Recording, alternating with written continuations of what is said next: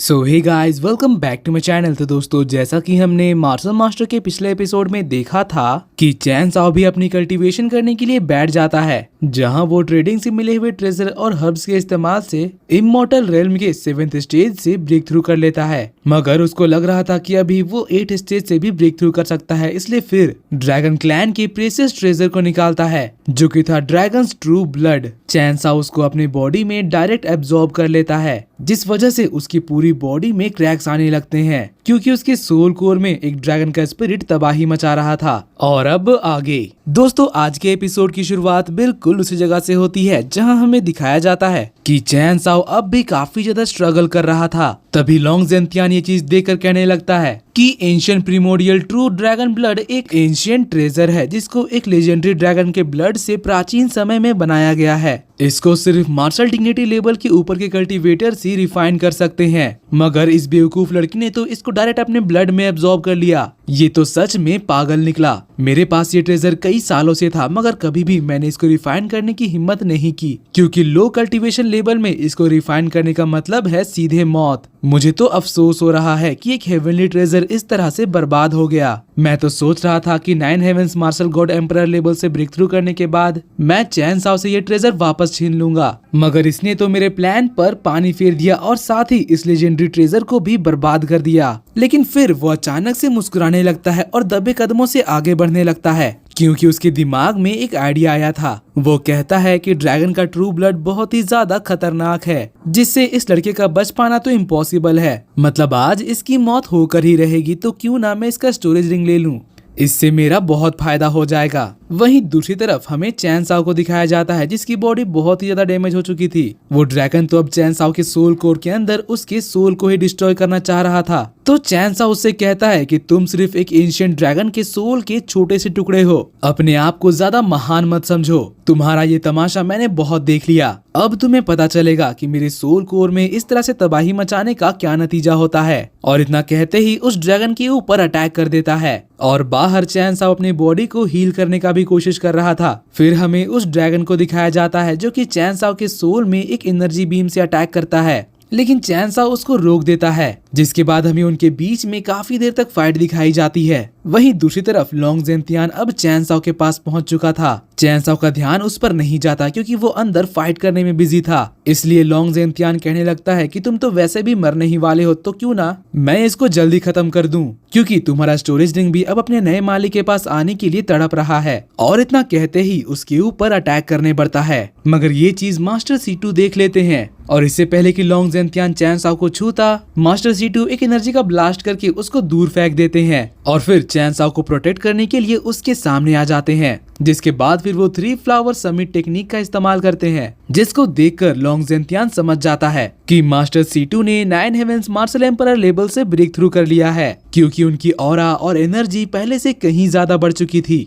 Master C2 फिर long जेंतियान के ऊपर एक पावर स्लैश अटैक करते हैं, जिसको रोकने के लिए लॉन्ग जेंतियान पावर पंच का इस्तेमाल करता है, मगर मास्टर C2 का अटैक बहुत ही ज्यादा पावरफुल था। लॉन्ग जेंतियान उसको रोक नहीं पाता और घायल होकर पीछे गिर जाता है, और अब वो बहुत ही ज्यादा घायल हो चुका था। उसके मुंह से खून तक निकलने लगता है। उसके मन में अब मास्टर C2 के लिए बहुत ही ज्यादा गुस्सा भर गया था, मगर अपनी कल्टीवेशन लेवल और अपनी इस कंडीशन को देखते हुए वो अभी के लिए हार मान जाता है और चुपचाप नीचे बैठकर अपनी कल्टीवेशन दोबारा शुरू करता है। वो मन ही मन कह रहा था कि जैसे ही मैं 9 हेवंस मार्शल एम्परर लेवल से ब्रेक थ्रू करूंगा, तो सबसे पहले तुम्हें मारने आऊंगा। फिर हमें चैन साओ को दिखाया जाता है, जो कि टेलीपैथी के इस्तेमाल से मास्टर C2 से कह रहा था कि वो लो लेवल का लॉन्ग जेंतियान मेरे बराबरी का नहीं है, और अपनी पूरी जान लगाकर भी वो मुझे खरोच तक नहीं मार पाएगा। इसलिए आप मेरी चिंता मत करिए। आपको अभी सबसे पहले हमारे पिल पेविलियन के सारे डिसाइपल्स को लेकर यहाँ से बाहर निकलना है, इसलिए और ज्यादा समय मत लगाइए। तो इसके जवाब में मास्टर C2 कहते हैं कि चैन साओ, मैंने 9 हेवंस मार्शल एम्परर लेवल से ब्रेक थ्रू कर लिया है, इसलिए तुम चिंता मत करो। मैं अभी जाकर ब्लैक मेजेस के पूरे टीम को जान से मार दूंगा, और फिर उसका फॉर्मेशन भी डिस्ट्रॉय कर दूंगा, जिसके बाद हम सब साथ में यहाँ से जा सकते हैं। तो चैन साओ कहता है, नहीं मास्टर, आपको अभी के अभी यहाँ से निकलना होगा। मेरी चिंता करना आप छोड़ दीजिए, मेरे पास यहाँ से निकलने का अपना तरीका है। मास्टर C2 अब उसकी ये बात सुनकर कहते हैं कि ठीक है, तुम अपना ध्यान रखना, जिसके बाद वो अपने डिसाइपल्स के पास जाकर कहते हैं कि चलो हम सबको यहाँ से बाहर निकलना है। ब्लैक मैजिशियन ये देखकर हैरान हो जाता है, मगर मास्टर C2 ज्यादा टाइम वेस्ट करने वाले नहीं थे। वो तुरंत ऊपर जाकर ब्लैक मैजिशियन के ऊपर एक एनर्जी बॉल से अटैक करते हैं, मगर ब्लैक मैजिशियन तो एक बैरियर बनाकर उनके अटैक को रोक देता है। मास्टर C2 तो ये देखकर हैरान हो गए थे, क्योंकि उनके इतने पावरफुल अटैक को ब्लैक मैजिशियन ने इतनी आसानी से रोक दिया। इसलिए फिर वो 3 फ्लावर समिट टेक्निक को दोबारा से एक्टिवेट करते हैं और उसके ऊपर एनर्जी बॉल से रैपिड अटैक करने लगते हैं। फिर मास्टर ओयांग, तियान और येमो भी मास्टर C2 के साथ मिलकर ब्लैक मैजिशियन के ऊपर अटैक करने लगते हैं, मगर ब्लैक मैजिक का बैरियर बहुत ही ज्यादा स्ट्रॉन्ग था। वो उन सभी के अटैक को आसानी से रोक लेता है और इधर चैन साओ की हालत अब और भी ज्यादा खराब होते जा रही थी। वो देखता है कि मास्टर C2 और उसकी टीम के अटैक का असर उन पर नहीं पड़ रहा है, इसलिए वो मास्टर C2 को टेलीपैथी के इस्तेमाल से बताता है कि ब्लैक मैजिक के इस फॉर्मेशन का मेन पॉइंट उनके फ्लैग्स में है। वो यहाँ पर सबकी एनर्जी को एब्जॉर्ब करके बैरियर्स और ब्लैक मैजिशियन को दे रहा है, इसलिए आपको सबसे पहले इस चेम्बर से बाहर निकलने के रास्ते पर लगा हुआ जो बैरियर है उसको तोड़ना है। तो ये चीज सुनकर मास्टर C2 कहते हैं कि ठीक है, और फिर तुरंत गेट पर लगे बैरियर को तोड़ने के लिए चले जाते हैं और उनको देखकर उसकी टीम के बाकी लोग भी अलग अलग दरवाजे को तोड़ने के लिए चले जाते हैं। फिर हमें दिखाया जाता है कि नीचे बैठे जितने भी लोग कल्टीवेशन कर रहे थे उनमें से ज्यादातर लोग 9 हेवेंस मार्शल एम्परर लेबल से ब्रेक थ्रू कर लेते हैं। यहाँ तक कि मास्टर लिंसा और पियामिया पैलेस के मास्टर ने भी ब्रेक थ्रू कर लिया था।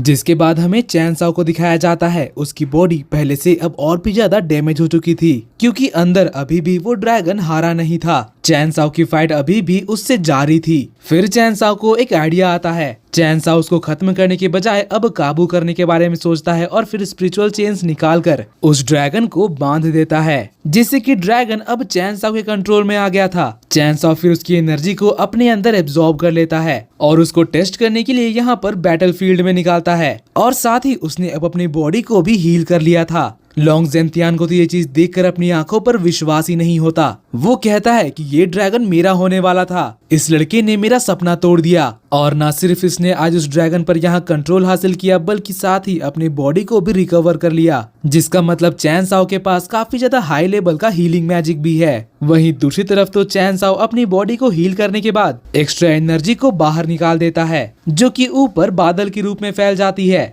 चैन साओ अब बहुत ज्यादा खुश था, क्योंकि फाइनली उसने इमोर्टल रेल्म के 8 स्टेज से भी ब्रेक थ्रू कर लिया है। वो कहता है कि अब मेरी फिजिकल स्ट्रेंथ के साथ साथ मार्शल विल भी पहले से कहीं ज्यादा पावरफुल हो चुकी है। मगर लॉन्ग जेंतियान ने तो अब अपना पेशेंस खो दिया था। वो गुस्से में चैन साओ से कहता है कि जल्दी से अपना सारा ट्रेजर मेरे हवाले कर दो, वरना मैं तुम्हें जान से मार दूंगा। तो चैन साओ से कहता है कि तुम्हारी बातें सुनकर तो ऐसा लगता है कि तुम्हें मरने की कुछ ज्यादा ही जल्दी है। और फिर चैन साओ अपना नया ड्रैगन बाहर निकालता है। वो ड्रैगन यहाँ पर एक जोर की दहाड़ लगाता है, मगर उसको देखने के बाद भी लॉन्ग जेंतियान फुल कॉन्फिडेंस में था। उसको लग रहा था कि चैन साओ मार्शल एम्परर रेल्म के 7th स्टेज पर है, इसीलिए वो कहता है कि आज तुम्हें पता चलेगा खुद से ज्यादा पावरफुल इंसान के साथ बदतमीजी करने का क्या नतीजा होता है। और फिर खुद भी एक ड्रैगन समन करके चैन साओ के ऊपर अटैक कर देता है। यहाँ उन दोनों का ड्रैगन टकराता है, मगर चैन साओ के ड्रैगन के सामने उसका ड्रैगन टिक नहीं पाता। वो कुछ ही पल में डिस्ट्रॉय हो जाता है, जिसके बाद चैन साओ का ड्रैगन लॉन्ग जेंतियान के सीने के आर पार हो जाती है, जिससे वो घायल होकर नीचे गिर जाता है। और अब वो चैन साओ की तरफ घबराते हुए देखने लगता है, क्योंकि उसको विश्वास ही नहीं हो रहा था कि चैन साओ इतना ज्यादा पावरफुल है। वो पूछता है कि आखिर तुम हो कौन, मगर चैन साओ उसका कोई जवाब नहीं देता। और दोस्तों, इसी के साथ आज का ये एपिसोड यहीं पर खत्म होता है। अगर आपको मेरी एक्सप्लेनेशन और ये एपिसोड पसंद आई तो प्लीज वीडियो को लाइक कर देना, और जाने से पहले चैनल को सब्सक्राइब करके बेल नोटिफिकेशन भी ऑन कर लेना, ताकि जैसे ही इसका नेक्स्ट एपिसोड आए तो आपको सबसे पहले पता चल जाए। तो मिलते हैं आपसे अगली वीडियो में, तब तक के लिए bye bye, be happy, be safe and thanks for watching.